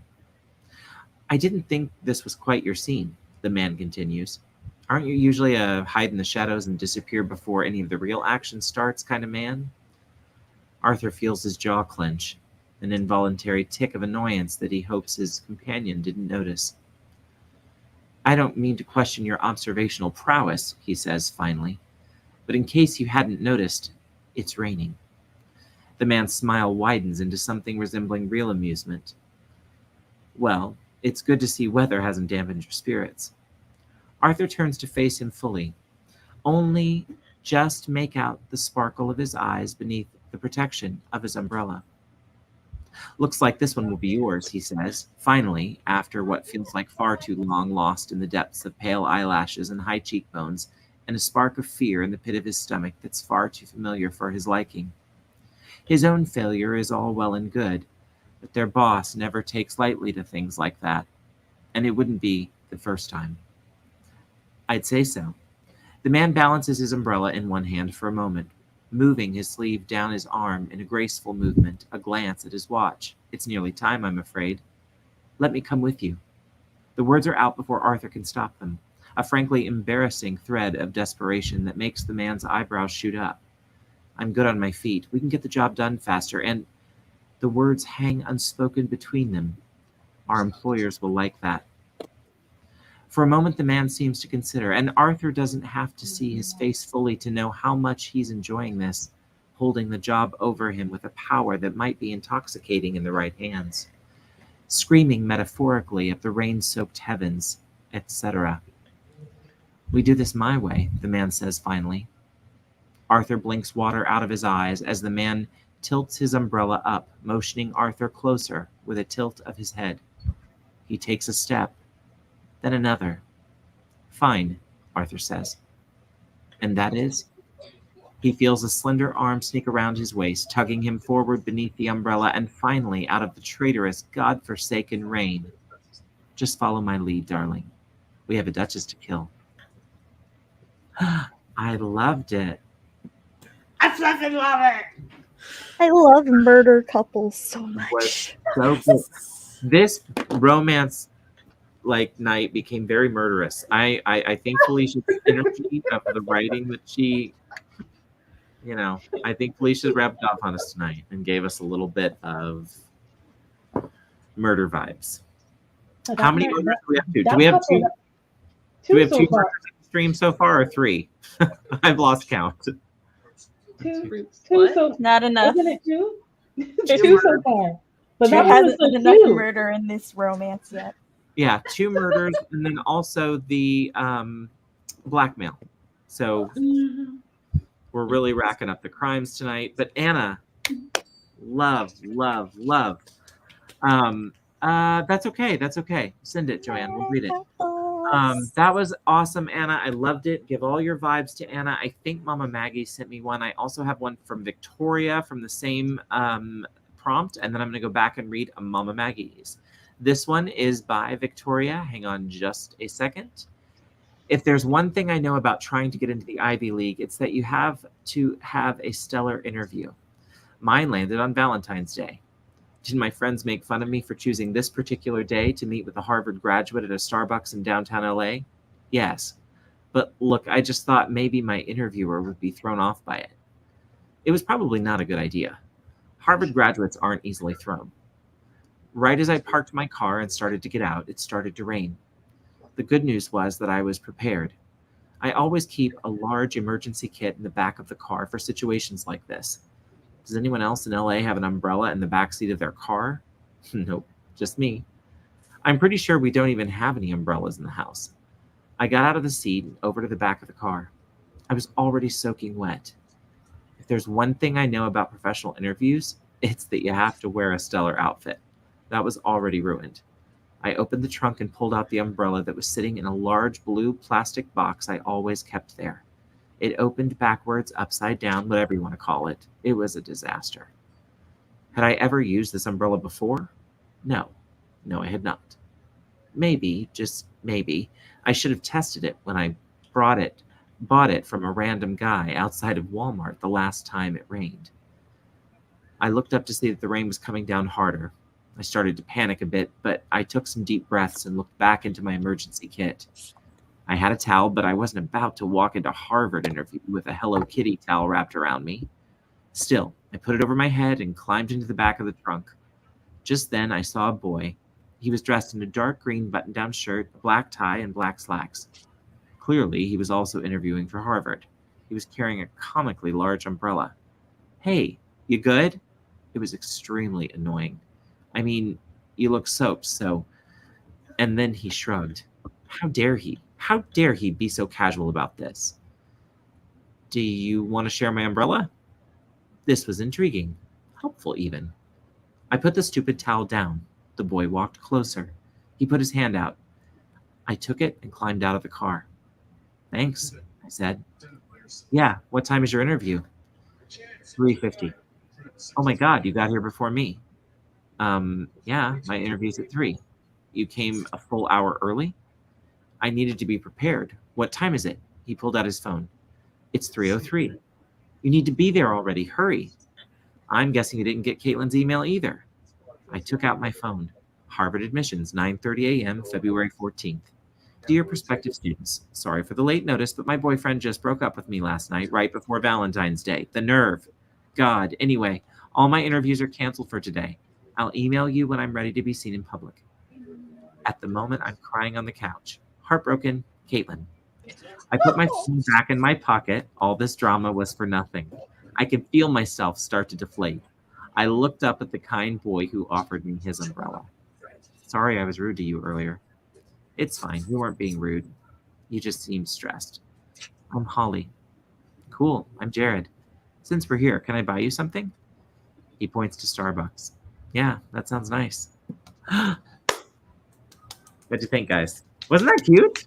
That was awesome. Yes. Killer dialogue, Victoria. Nailed it. I loved That it. email. Wasn't that great? I loved Catherine, so messy. right? Like crying on my couch. Be well. Until I'm ready to be seen. Right? Like I'm ready to be seen. If That I was so received great. that email, I would feel so much less stressed about my performance in an interview. I'm like, this is the person. All right, more chill than I thought. I'd be like, this mess made it. We'll be fine. We'll be fine. That was so great. Victoria nailed it. I loved it. Loved it. So please send me more. That was so great. Okay, I have one for Mama Maggie, and then I will get us off of here because we're so past my bedtime. Yes, Victoria, yes. Look at this. You're getting so much love. Nailed it. Please come back and share. That was killer. Loved it. Nia loved it. I know, we were all feeling for him. 2 murders and a blackmail in that. You guys, every time. All right. I thought that was the opening line of the next one. I was like, oh. So buckle up. Okay. Nadalia Carnarvon glanced over at the petite woman trembling and punching the button over and over. She shook long, dark curls, vibrating with her anxiety. Relax, I'm Ned. It's Ned. Maggie, you're killing me. Turn of the Ned. The Neds. Tonight, I'm going to change the title to Ned Prompted. Okay, sorry. She tucked a dark spiral curl behind her ear. I don't like closed in, just taking papers. She sobbed, then began pushing the buttons again. Open, please, open. Ned gently reached out and took her hand. Breathe. Slow breaths. Allie's hands were calloused, like she had spent many years doing manual labor or fencing and riding dressage. Ned's thumb traced over the scars. Just listen to my voice. Breathe in, breathe out. We're safe. Shaking, almost like she was freezing, Allie dropped her paperwork and grabbed Ned around the waist. I don't want to die in here. Just breathing. Ned murmured over and over as she hugged the distraught woman. For a moment, she was back in the snow, huddling with Maria. They got lost in the ski trails after an avalanche almost buried them alive. Maria died. Ned did not, but it had been her fault. She wanted to ski out of bounds. Ned killed the love of her life because she forgot to check the batteries in the avalanche locator beacon. The resemblance was unnerving, but there was also the soothing smell of Maria's perfume. Blinking suddenly, Ned tried to focus on anything except the petite woman clinging to her and shivering in claustrophobic terror. Ned looked at the envelope on the worn carpet and saw her name on it. She assumed Allie was a courier, but the cut of her suit was someone else in business. Hello, the comm box blared out at Allie, and Allie jumped. "We're here," Ned answered. "Easy, Allie. Just breathe." "Sorry, ma'am. We blew a fuse. It's going to be about a half hour." "No," Allie cried out in panic. "It's okay. I'm here," louder Ned demanded. "This is Lady Carnarvon. Please hurry. I have a meeting soon." "I'm sorry, Lady Carnarvon? We'll get you moving as quickly as we can." "Let's sit down," Nadalia murmured as she eased Allie to the floor. Cool wood pressed against her back through her thin silk blouse. "I'm sorry, you're her, Lady, Eyes as dark and rich as the chocolate diamond Ned always wore stared back at her. Maria's eyes. "Lady Carnarvon, but please call me Ned." She smiled, and the sheepish smile she got back reminded her of the first day at prep school and the first time she met the fourth princess of Spain. Their love story had been part YA novel and part fairy tale, with Ned playing the noble knight, but Maria was more damsel dare than damsel in distress. Memories overlapped with a moment in disconcerting deja vu. "I shouldn't. Alejandra Santo Domingo? I'm your 2:00. Allie muttered, but made no move to scoot away. She reached up and began pushing the button until Ned captured her hand again. "Relax, Allie. You should know I won't sell my company. The safety of skiers is a personal mission for me. I won't let your boss outsource the manufacturing of my products to shoddy third world sweatshops. Everything from the fabric to the thermal brands are designed to..." Allie interrupted. "He doesn't care about any of that, only that your safety ski wear is outselling his. He hates competition. And he hates that he couldn't charm you into getting his way." "Well, he shouldn't have tried mansplaining my own mission statement to me." They sat in silence. Then Allie tried to straighten up as she whimpered, "I'm so sorry. This is unprofessional, but I got buried in my car in a landslide when I was a little girl, and I can't stand enclosed spaces. What should I tell him?" "Will he fire you when you get back with my refusal?" Ned asked. "Maybe." Allie pulled on one of her curls, and again Ned felt the deja vu and ache of missing Maria, and the joy every moment of their love brought. "Then you'll go back and say I will consider it only if he makes a 10-year contract with my manufacturers. He'll have to reconsider and think maybe he can find a way around it, and believe you get further negotiations than he did." Ned studied her as she tucked a curl behind Allie's ear. "Why are you helping me?" "Because, Alejandra, you are very beautiful, and I would like to ask you to dinner." Ned admitted as her grieved heart smothered the paranoid protestations of a cautious part of her business brain. She needed this. This lovely creature called to her needed to be protected. Joan of Arc syndrome was what Maria had called it with a teasing laugh. Ned's need to protect others from those kinds of males dominating the world. Suddenly the elevator jerked and began to descend. They stood, hands still, touching, after Ned helped her up. "Are you not inclined my way?" "No, I am, but I don't want you to think that my boss would want me to spy on you, and I wouldn't want to." Allie looked up at the taller woman with a shy smile. "I wish we didn't work against each other." Ned smirked in an almost manly way. It made her even more beautiful. "I know how to be discreet. No one even knows about my last 3 lovers. I know how hard it is to be a woman in this industry." Ned pressed her card in Allie's hand. "Take my counter offer to that arrogant pig, then call me in a few days for 1 p.m. We'll have a late lunch." The door opened, but instead of fleeing the elevator, Allie lingered a moment to say, "Thank you, Ned. You made me feel safe."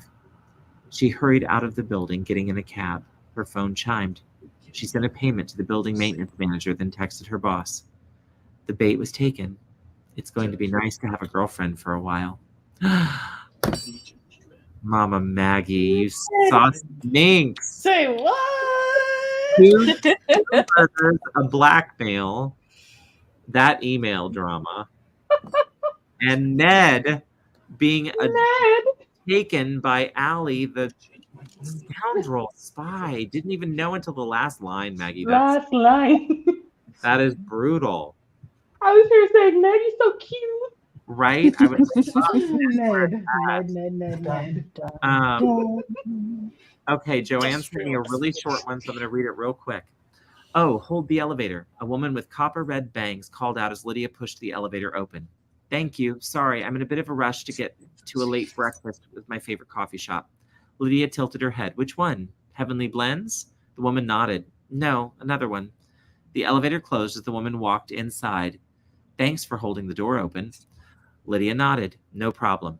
She watched as the numbers dinged. She couldn't wait to get out of the elevator. Heights were not her thing, especially elevators. What she wouldn't give to be back at Creative Confections baking miniature apple pies. The woman looked back at her. Not much of a talker, huh? Lydia shook her head. Yeah, that. I don't like elevators that much.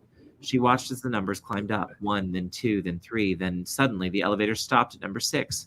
Lydia's heart dropped inside her chest. No, no, no. I think that's as far as she got. Yes, yes, yes. Exactly. Yes, The we're just cliffhanger, John. No. The cliffhanger. I'm tired. I know. You're amazed that I'm up this late. Go. You're proud of me. I know. Y'all, these were amazing. Like, I loved it. all of them. I'm like, we murders and drama. Yes, That murders, email, the blackmail, the cuteness. Black Murders, drama, romance, everything I could ask. Cuteness. Oh, Ned. Des just got here and discovered the Ned. Where have you Oh, been? There's so many There, Neds. there was more than one Ned. Yeah, Desiree was in a story. Like, so many Neds. Ned took Yeah. over. Fun night. She's gonna have an anxiety attack. Oh no. Oh my gosh, this is amazing. Okay, let's wind down. We are getting late, and I've kept a lot of mamas out. Look, we've even got kiddos out and about tonight. Folks, checked our pinned comment. That one's for Phylicia. We talked about why earlier. Check out the link to figure out more about how you can help. Don't forget to subscribe to everybody up here. Everybody's linked. I also added Laura's release, Deidre's release. Sam, if you have one, I can put one out there, but otherwise it has your channel and information below. I'm gonna let you all Author outro. karaoke tomorrow. I'm right? I'm working on my re-debut, but you can go to my website, SamanthaLNassett.com, to read some of my writing for free. I'll drop it and I'll add it. Samantha L. Nassett. Love Got a it. good teaser. Yeah. I love Anna's comment. Desiree N. Ortega. N for Ned. I can't. Yes, karaoke is tomorrow night. It's going to be so much fun. So please join us. It is my birthday stream, although it's not. My birthday is actually next week. What Tomorrow. time? 7 time? Central, 7 Central, 5 Pacific. And we are doing all the years I was alive. So, of course, only the 2000s. Just kidding. So we're doing that. You can sing anything from the 80s, 90s, 2000s, and 2010s. Knock your socks off. Anything before that is off limits tomorrow night. I'm So, hoping I to thought you were gonna finally stream. catch one. yes, come play. It's so much fun. You're You going to went, stream an hour for every year old you are. girl, we can't do that. You can't do 4 hours. How could we be on for 40 hours? I can barely make 4. It's the Yes. pre-writing relay, or it's the pre-weekend relay, the pre-party. Yes. You'll be Well, hoarse by the time you're done singing for 40 hours. I'll be hoarse after an hour. What are you talking at this age? At 40, nothing's like it used to be. I'm well past it. Okay, so that's tomorrow night. Can't wait. Everybody up here, take your moment in the sun. Let me make you big. Tell everybody how wonderful you are. I'm gonna start with Sam. Boom. Hi, I'm Writing Mom Smith Ellen Nassett. On my channel, I talk about writer things, parent things, and writer parent things. On Mondays, I host live streams at 7 p.m. Central Standard or Daylight Time, whichever one we're in. And I also am one of the 2 co-organizers of the Storyteller's Hearth, which we did the announcement and have opened up host applications. We are changing things around again because of course we are. So I highly recommend watching the announcement video, which was linked and I will link again.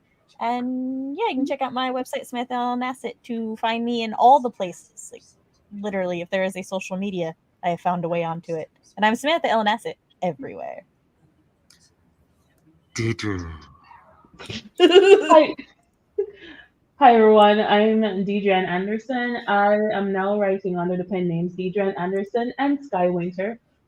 If you haven't seen that vlog and an announcement, go ahead on my channel and check it out. You can find me everywhere on the internet under Deidre Writes Romance or DJ Reads Romance, or Sky Winter Books.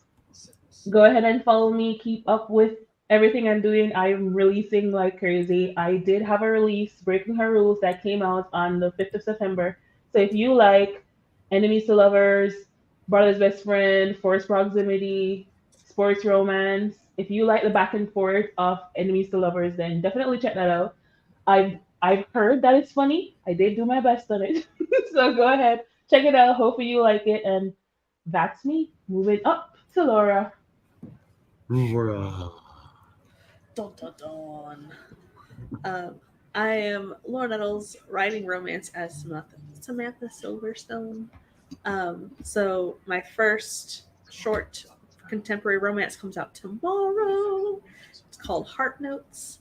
The whole series will be revolving around a cafe called Ivy and Bean. So that's fun. I have 5 stories planned. 2 are drafted, beta read, and edited. The third one is a third of the way drafted. So it's on its way. Yeah. Awesome. I just dropped it in chat. So there's the link and the link. Thanks, Samantha, for dropping Breaking Her Rules above. And okay. Thank you, Laura Nettles. I love you. I heart you, friend. Again, thank you all who wrote tonight. Phylicia, you want to do one? Yeah, just real quick. Hi, I'm Phylicia, aka Dreaming Truth. I write thrillers. Thank you so much for having me, Barrett. Thank you, everyone, for your love, support. I appreciate you all. Have a great night. Bye. Oh, you've got the cutest little co-stars. Okay, I love you all. Thank you for being here. I'm so glad I got to stream with some newbies tonight. It was fun. The stories, you guys, I can't. Like, I'm not going to... I have to start writing myself. Esther was like, get on there and write. And all I want to do is listen to y'all. Good night, sweetie. So I'm telling you, keep bringing these stories and like killing it because I love them and it's given me all the joy. If there is going to be a distraction, I want it to be some of your amazing work. You guys are some talented people. So I love you all. Thanks for coming tonight. Have a good, safe weekend, and we'll see you all soon. Don't forget our pinned link and everybody's linked in the description box below, as well as you can find it on the replay. Bye.